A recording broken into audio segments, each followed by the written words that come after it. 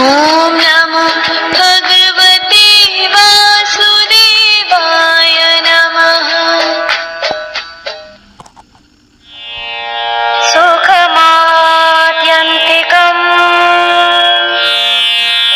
यत्तद्बुद्धिग्राह्यमतीन्द्रियम् वेत्ति यत्र न च वायम् स्थितश्चलति तत्त्वतः। इस अनंत सुख जो कि इंद्रियों द्वारा अनुभव से परे है तथा शुद्ध बुद्धि द्वारा ग्रहण करने योग्य है, इसमें स्थिर होकर वह ध्यान योगी फिर कभी तत्व से विचलित नहीं होता। When a yogi experiences that absolute bliss, which is beyond the senses and can be grasped only by the purified intellect, being established in that yogi never moves away from the truth. यं लब्ध्वा चापरं लाभं मन्यते नाधिकं ततः यस्मिन् स्थितो न दुःखेन गुरुणापि विचाल्यते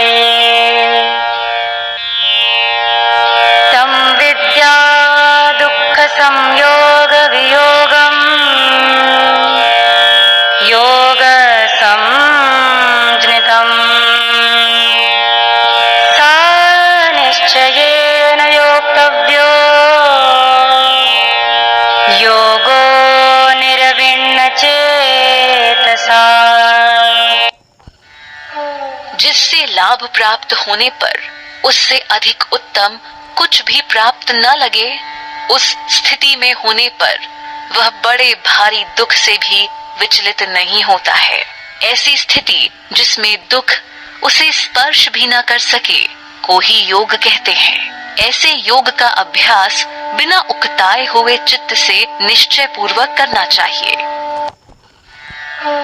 Having attained which there remains no greater gain, and established in which he is not shaken even by the heaviest of sorrows, that state should be known as yoga, which causes an end to the misery. This yoga should be practiced with determination and a non-depressed mind. संकल्प प्रभवान् कामान् त्यक्त्वा सर्वान् शेषतः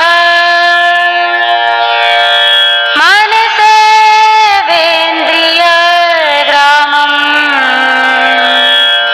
विनियम्य समन्ततः शनैरुपरमेद्बुद्ध्या धृतिगृहीतया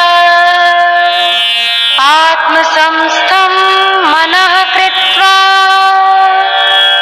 न किञ्चिदपि चिन्तयेत्। संकल्प से उत्पन्न होने वाली सभी कामनाओं का पूरी तरह त्याग करके और मन के द्वारा इंद्रियों को सभी ओर से हटाकर धैर्य से बुद्धि के द्वारा संसार से धीरे धीरे ध्यान हटाकर और मन को परमात्मा स्वरूप में स्थित करके फिर कुछ भी न सोचें। Completely giving up all desires arising from sankalpas and restricting all the senses by the mind from all sides, one should gradually withdraw himself from the world with the help of intellect, held by firm determination. Then, fixing the mind on the self, he should not think of anything else.